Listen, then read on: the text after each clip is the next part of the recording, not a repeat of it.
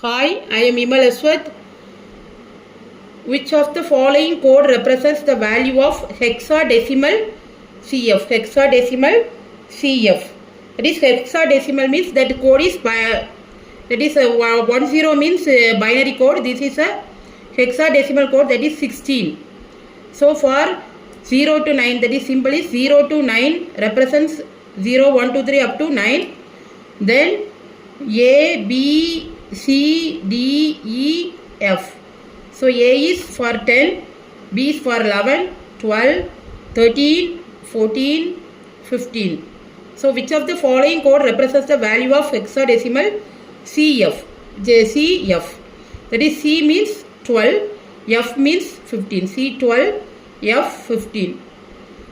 So for that is you have to take one bit for one bit you have to take the four decimal places. So here C12, C F15 means that is for C value 1100, for F value 111.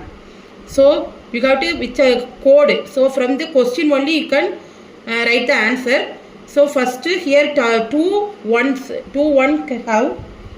For that what is at C? 2 at C is having. So here A option you neglect the A option, B option you neglect, C option also neglect.